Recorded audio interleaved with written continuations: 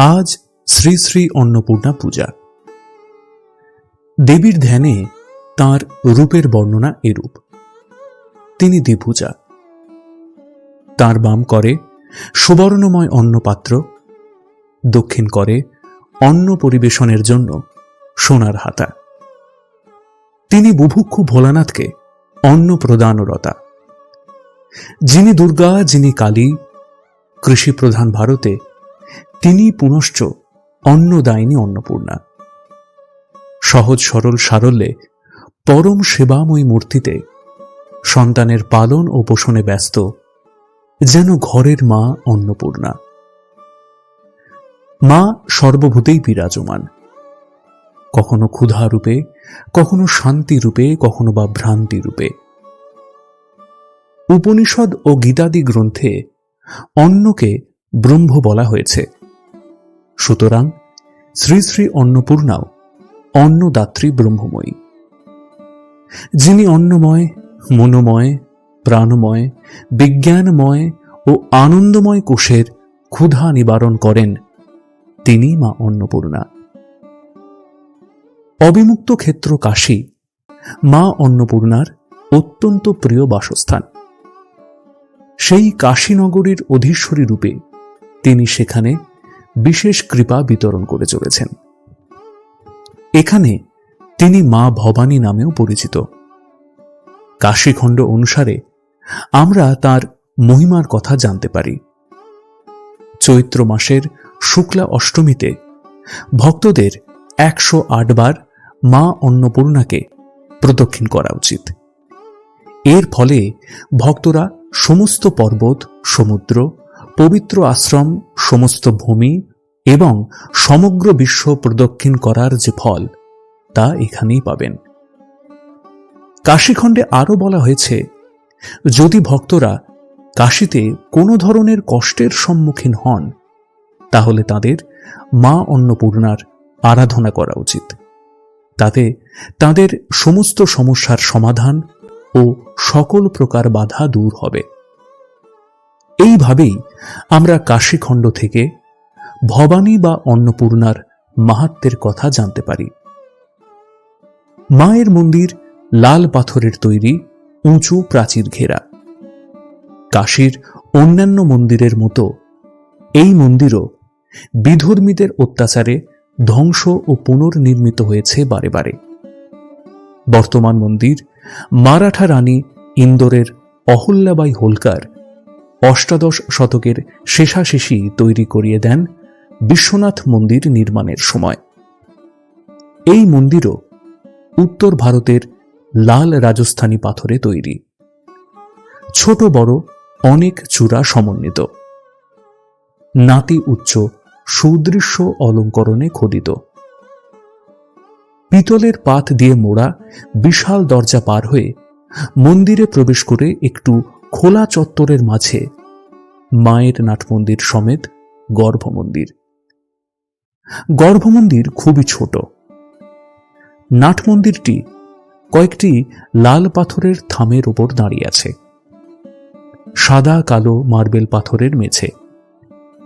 তারই সামনে গর্ভমন্দিরের উঁচু বেদির ওপর দেবী ভবানী অন্নপূর্ণা পশ্চিমাশা। তাঁর মুখটুকু মাত্র দৃশ্যমান, বাকি সর্বাঙ্গ বস্ত্রাবৃত। তবে খুব ভোরবেলায় কোনো কোনো দিন সোনা বা রূপার মুখোশ ছাড়া প্রস্তরময়ী শ্রীমুখ দর্শন করা যায়। এই মন্দির অধিষ্ঠাত্রী দেবীর বিশেষ একটি উৎসব হয় অগ্রহায়ণ মাসে নবান্ন উৎসবের সময়। তখন দেবীর সিংহাসন ও গর্ভমন্দির তথা সমস্ত নাটমন্দির নতুন ধানের ছড়া দিয়ে অপূর্ব সুন্দর করে সাজানো হয়।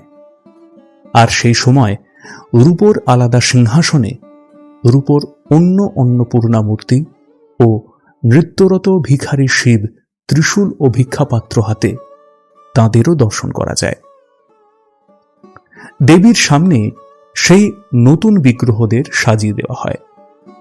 এছাড়া মাঘের রংভরি একাদশী, শিবরাত্রি, শরৎকালের দুর্গাপূজার অষ্টমী তিথি, বসন্তকালের অষ্টমী তিথি, যেটি অন্নপূর্ণা পূজা হিসেবে খ্যাত, ও কার্তিক মাসের কৃষ্ণা ত্রয়োদশী থেকে শুক্লা প্রতিপদ পর্যন্ত দীপান্বিতা কালী পূজার সময় মায়ের বিশেষ শৃঙ্গার ও উৎসব হয়।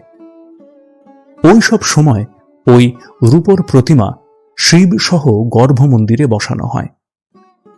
এই দেবী নবরাত্রির সময় অষ্টমীতে মহাগৌরী হিসেবে পূজিত হন।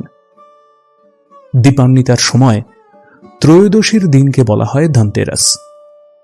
ওই দিন সন্ধ্যায় অন্নপূর্ণা মায়ের সোনার বিগ্রহ দর্শন হয় মন্দিরের পাশের দোতলায়, এবং পরবর্তী শুক্লা প্রতিপদ অর্থাৎ কালী পূজার পরদিন বিকেলবেলা পর্যন্ত এই স্বর্ণময়ী দেবীর দর্শন সকলের জন্য উন্মুক্ত থাকে। এই দেবী মূর্তির তিনটি রূপ।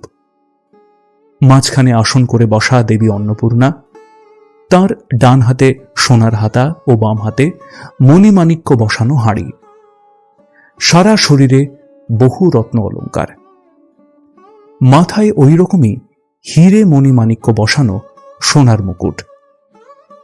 ত্রিনয়না দেবী নিরেট সোনার তৈরি। তার এক পাশে আকারে একটু ছোট ওই রকমই রত্ন অলঙ্কারে ভূষিতা শ্রীদেবী ও অন্য পাশে একই রকম আকার ও অলঙ্কারে শোভিতা ভূদেবী। এরাও সুবর্ণময়ী এবং দেবীর দুই পাশে বসা।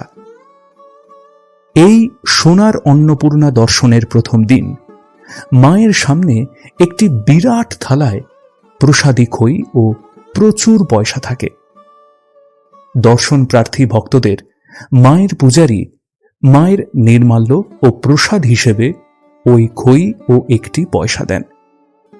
কাশীবাসী দর্শনার্থীদের কাছে ওই পয়সা মায়ের আশীর্বাদী অক্ষয় সম্পদ হিসেবে গণ্য হয় ও তাদের টাকার বাক্সের মধ্যে স্থান পায়। এটা কেউ খরচ করে না। কাশীর অন্নপূর্ণার মাহাত্ম্যের কথা বলে শেষ করা যাবে না। প্রতিদিন দেশ বিদেশের অগণিত নরনারী ছুটে আসেন কাশীর অন্নপূর্ণা মন্দিরে। এবার আমরা অনুধ্যান করব সর্বদেব দেবী স্বরূপিণী শ্রী শ্রীমা সারদা দেবীর দিব্য জীবনের কথা। তার জীবন যেন এক দৈবী মানবী লীলায় মাধুর্যমণ্ডিত, যা বর্ণনাতীত। এর মধ্যে তার অন্নপূর্ণা স্বরূপের যে প্রকাশ, আজ তা ভুবন বিদিত।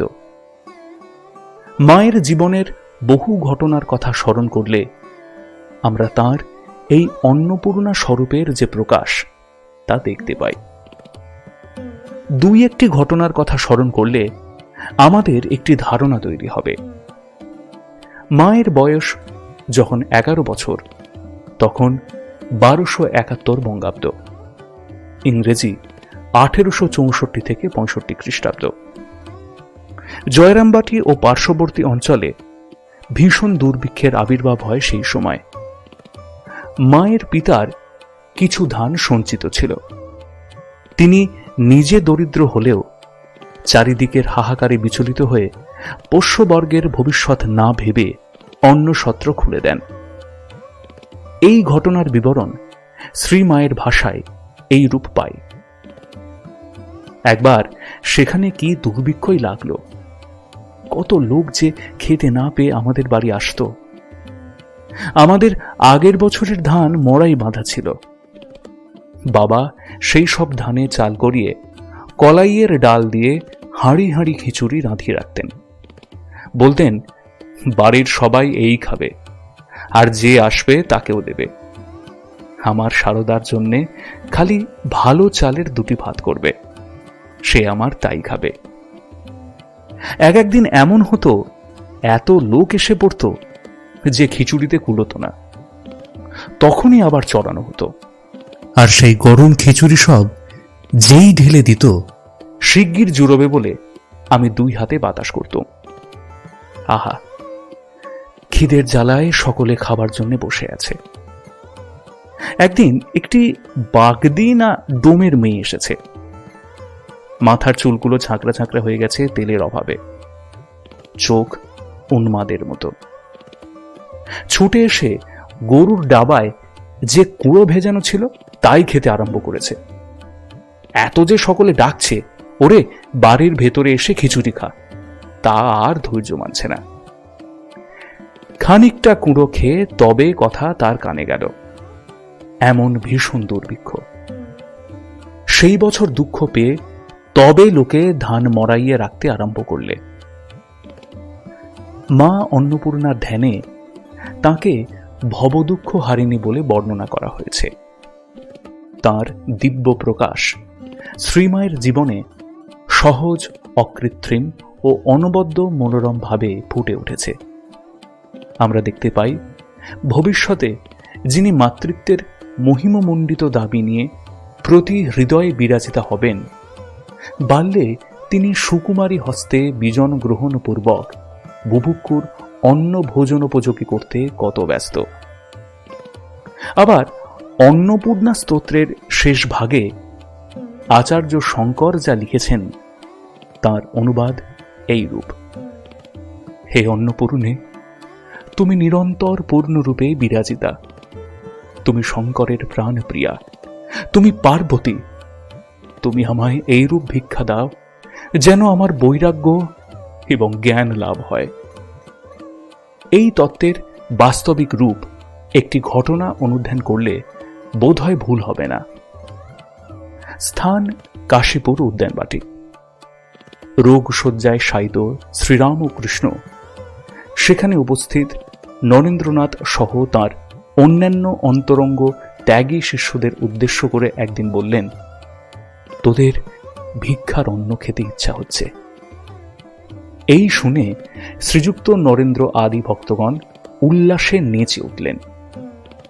ভিক্ষায় বের হওয়ার আগে তাঁদের মনে হল যে শ্রীমায়ের কাছে প্রথম ভিক্ষা নেওয়া উচিত।